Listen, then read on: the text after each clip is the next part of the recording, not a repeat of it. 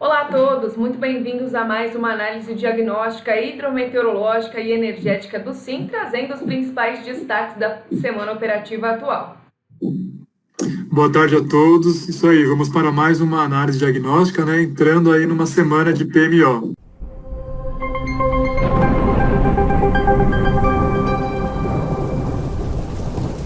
E para a análise diagnóstica de hoje, a gente checa as condições sinóticas no decorrer dos últimos dias. Tivemos aí o avanço de uma frente fria por grande parte do centro-sul do país, sucedida pela incursão de uma massa de ar polar. O sistema derrubou as temperaturas, provocou recorde de frio no centro-sul do Brasil e até ocasionou aí a ocorrência de neve em alguns pontos, principalmente do estado de Santa Catarina.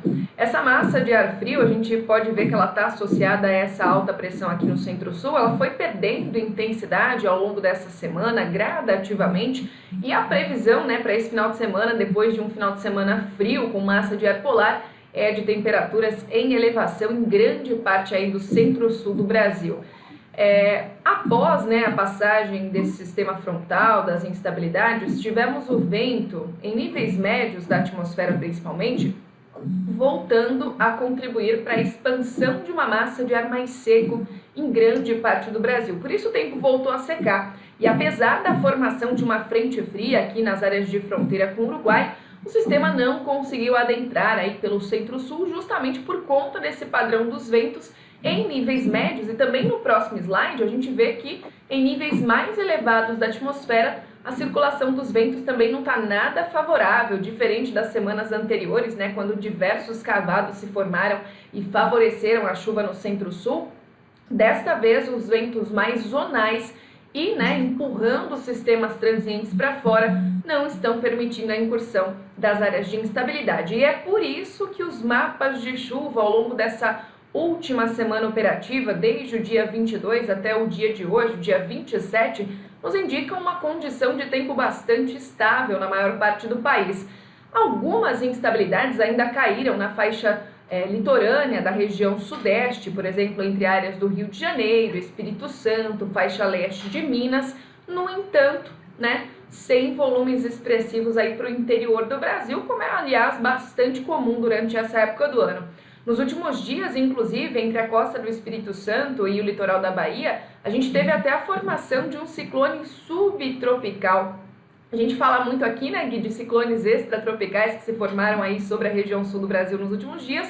E olha só, um fenômeno também bastante comum no Brasil, o ciclone subtropical que se formou entre a costa do Espírito Santo e da Bahia, já deve perder intensidade nos próximos dias e a gente vê que ele não conseguiu provocar chuva muito significativa para o interior do continente, não. O máximo que ele fez foi aumentar a chuva em áreas litorâneas e também provocar agitação marítima, ondas com altitude mais elevada, e nos próximos dias ele já perde influência. E agora o impacto também na previsão realizada pelo modelo especialista da Ampere. A gente vê que os desvios foram praticamente os mesmos aí em grande parte do país, já que não tivemos chuva. E agora o Guilherme mostra pra gente esses desvios aí que foram praticamente nulos em grande parte do país na energia natural afluente.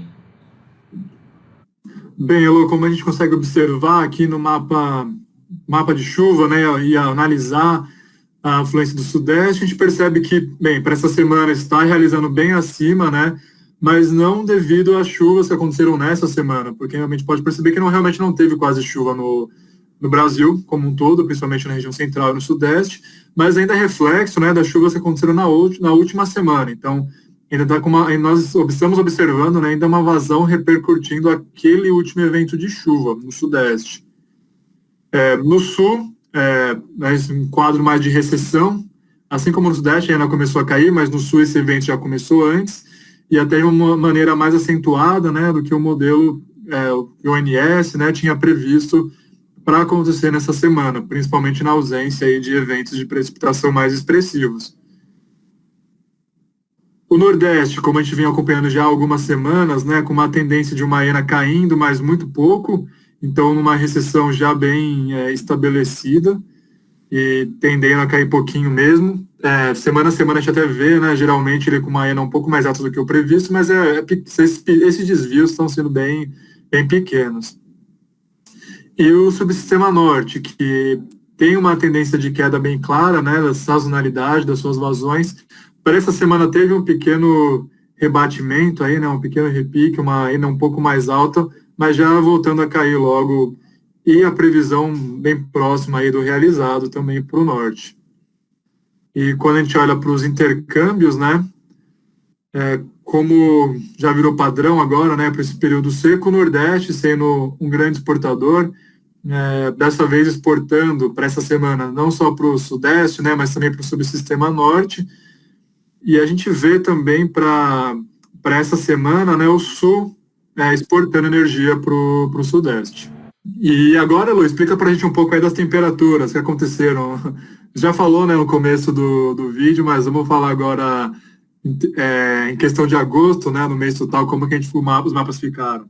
O pessoal ficou surpreendido aí, né, com essa massa de ar polar bastante intensa que atuou no centro-sul do Brasil no decorrer dos últimos dias. A temperatura realmente ficou muito abaixo da média, só que quando a gente bate o olho no mapa de temperatura mínima, né, a gente vê que por conta da primeira quinzena do mês de agosto ter sido mais quente, ter tido temperaturas acima da média, né, quando a gente faz a média entre esse evento extremo de frio com o que aconteceu no início do mês, as anomalias de temperatura mínima não mostram tanto, não refletem muito o que aconteceu nessa última semana aí do mês de agosto, tá bom? Então, a gente vê algumas anomalias de temperatura negativas, tanto a mínima quanto a máxima, mas de fato, né, apesar de ter sido uma massa de ar polar bastante intensa, o que aconteceu no início do mês, o calor acima da média, acabou mantendo aí as temperaturas aparentemente, né, dentro da média normal climatológica. Se a gente pega a última semana, não foi bem isso que aconteceu, né?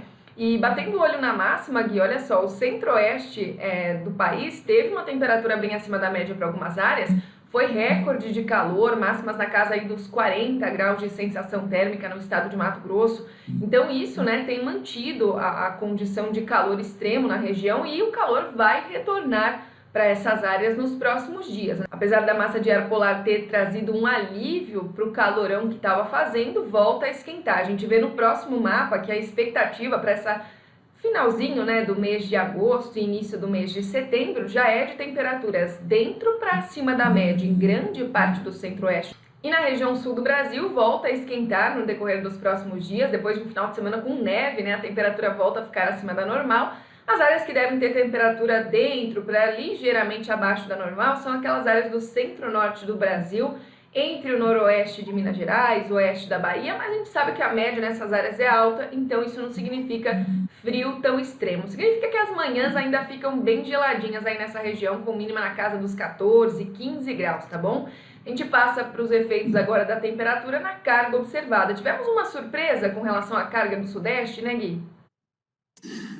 Depois de uma semana com uma alta, né, bem expressiva da carga, se vocês se lembram bem, na última semana, uma carga realizando em torno de 1,5 giga acima, e uma projeção do INS para a semana seguinte seguindo essa tendência. Para essa semana, o contrário, uma redução bem expressiva da carga analisada até o momento, né, em torno de 2,5 gigas no Sudeste.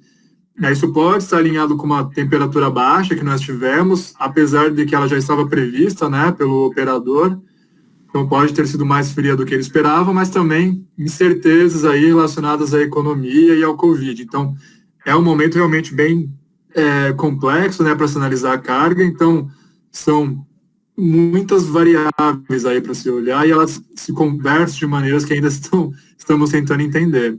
Para os demais subsistemas, os desvios foram menores, né, de um certo modo todos para baixo, sul-nordeste um pouco mais para baixo, o sul um pouquinho para baixo e o norte mais para baixo também, depois de ter várias semanas consecutivas, né, com a carga para cima. Até vale a pena destacar que ontem a carga do norte, a demanda, né, apresentou um ponto de máxima. Então a gente teve um recorde ontem na carga do norte, mas não obstante, a carga dessa semana aparentemente um pouco mais baixa ou muito próxima ali do projetado pelo operador.